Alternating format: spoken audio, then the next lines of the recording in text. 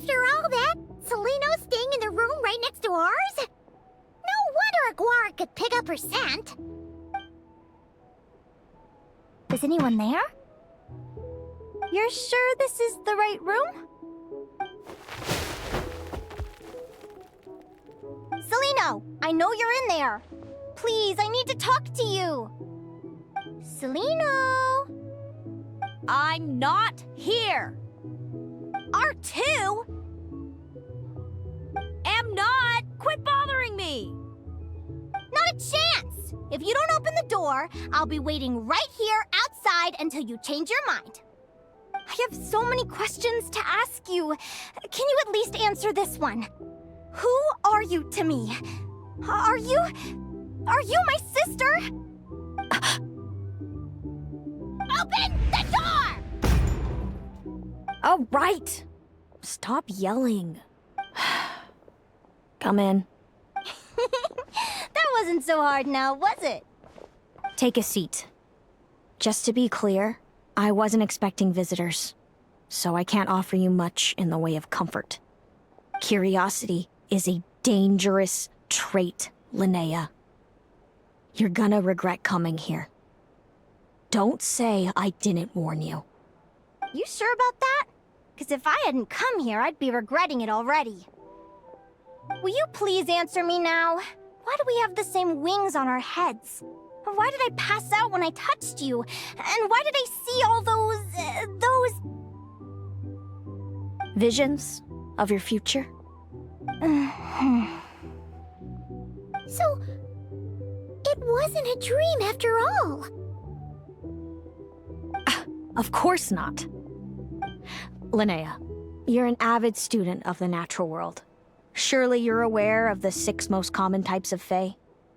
The Vila, Domovoy, Leshy, Volkodlok, Snegovic, and Jack Frosts. Right. Well, there are many less common varieties, too.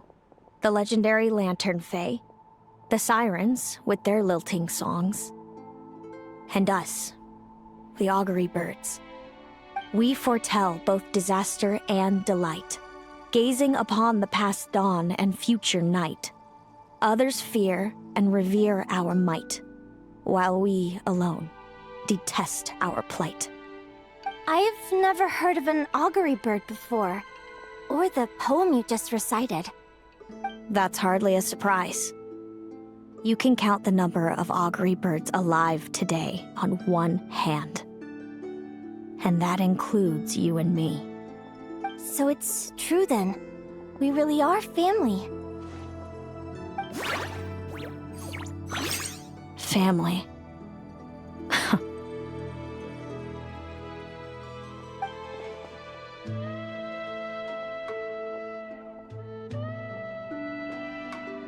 Augury birds are born with a peculiar ability.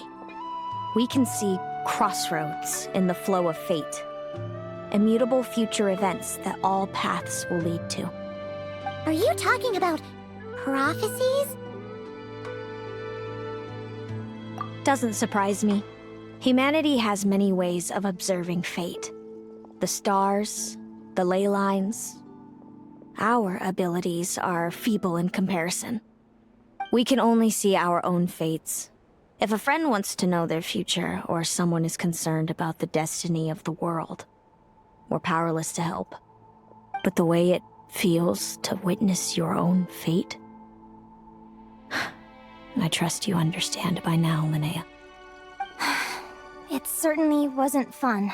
Those prophecies brought a flood of emotions with them. From excitement to frustration to bitterness. By the end, all I was left with was a kind of numb emptiness.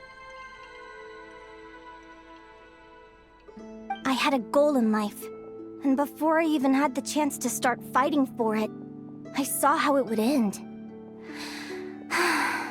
It's like someone spoiled the ending of a story I was really enjoying. Wait till you've tried to defy fate and found how powerless you are to change it. That's when the real suffering begins.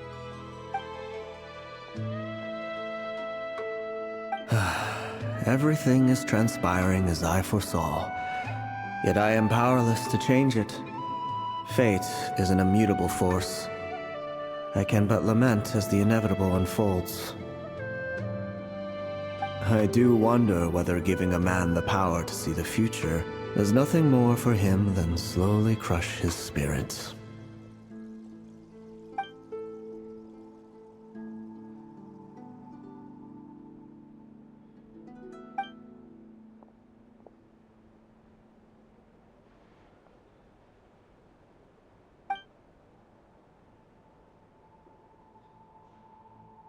When you know every joy and every sorrow you'll ever experience, and there's nothing you can do to change it. Like you said, it leaves you with a numb emptiness. Generation after generation of augury birds lived with this burden. Until you were born, and our parents found the only solution they could think of. If an augury bird is sent far from the Fae to grow up among humans, the awakening of their prophetic abilities could be delayed. So that's how I became a changeling. What about the child I was switched with? What happened to her? Don't worry, she had the opposite problem to you. She needed to live among the Fae. She was born with a strange, rare disease that humans cannot cure. If she hadn't been switched, she would have died a long time ago.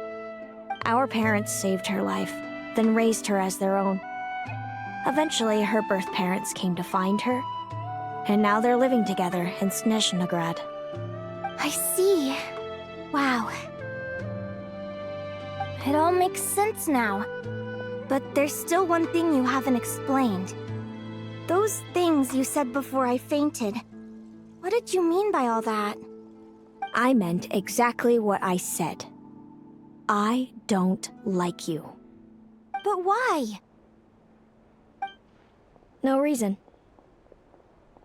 So we're back to this? If you won't tell me, I'll have to guess myself.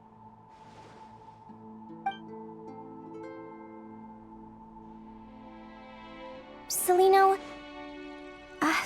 are you jealous of me? Good guess. But I wouldn't call it jealousy. More like resentment. By the time our parents came up with a solution for you and sent you off to live with the humans, I was already tormented by visions. If I'd been born just a few years later. How cruel fate can be. Mom and Dad would sneak over to Nodcry to see you sometimes. They talked about you non-stop. Even that human child got more attention than me. I came with them once, to Nodcry. When I saw you there in the distance, living your carefree life, I was torn apart by jealousy. But I had to pretend that nothing was wrong. Even that I wished you well. Did no one ever consider how I felt? What was I to them? A reject? A failure? A pitiful wretch abandoned by fate? Oh, Celaeno. All of this led to me deciding, a long time ago, that when you were old enough I'd come pay you a visit. My plan was to tell you the truth about everything. And then, you would share in my suffering. I know. What kind of horrible person would want to do that to someone? Someone like me, apparently. Then why did you hide from me? You really want me to keep guessing? It was because I found out the image of you I'd built up in my head. Of happy-go-lucky Linnea, spoiled by her parents and coddled by fate. It was all just a fantasy. I overheard you and Speranza talking about your past. Desperately trying to hide the truth about who you were. Somehow getting by with a ragtag bunch of kids in the conch gang. You described it so nonchalantly. But it was eating me up inside. In that moment, I didn't want to see you suffer, and I couldn't go on resenting you any longer. I just wanted to hold you tight and tell you everything will be fine, that you still have a family. Hey, sis. You're really not cut out to be a villain. So much for making me suffer, huh? Now you're the one crying and I have to comfort you. But I understand now. That feeling you had, it wasn't resentment. You were just lonely. I've always wondered about my real family. I'm so glad you were willing to see me, sis.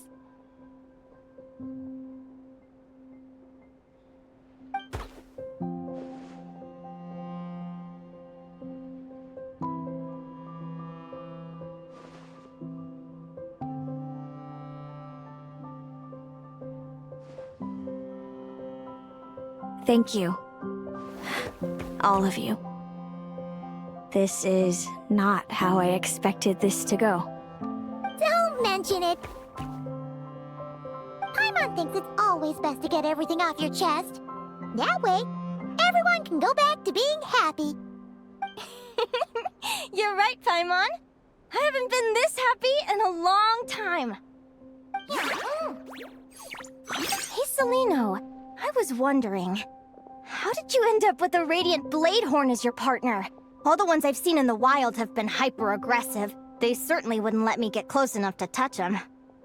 We met that time when Mom and Dad brought me to see you in Nodcry. Hemus was still a baby then. He must have gotten separated from his parents. I ended up looking after him for a while. I suppose our friendship was preordained. Just like my upcoming victory in this competition. An immutable crossroads in the flow of fate. Immutable? You're welcome to try to fight it, if you want. Prepare to experience just how cruel fate can be. Leave this competition and fly somewhere far away. I promise you, something will happen to force you right back here.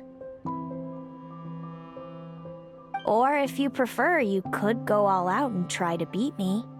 But I have both luck and superior strength on my side. It's a goal few will never overcome.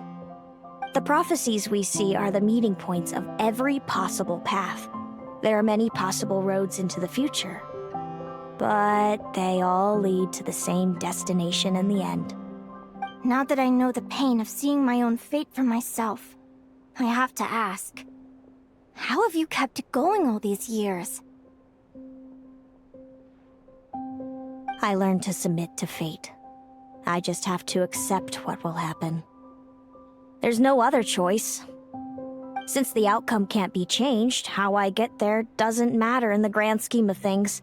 Every crossroad I've foreseen is a curse. So the best I can do is chase a little happiness in the unknowns between them. But what about you, Linnea? What's your perspective? I think I see things differently. How about we continue this conversation after the tournament? I'd rather give you my answer then. All right, just don't get your hopes up about the future. I don't want to see the disappointment tear you apart. I'll be fine, trust me. Anyway, we'll leave it there for today. See you in the arena! It's getting pretty late. We should all get some sleep. You're staying at the Flagship too, right? No need to see me out. I'll be fine. Oh, and thanks so much for keeping me company today. Good night.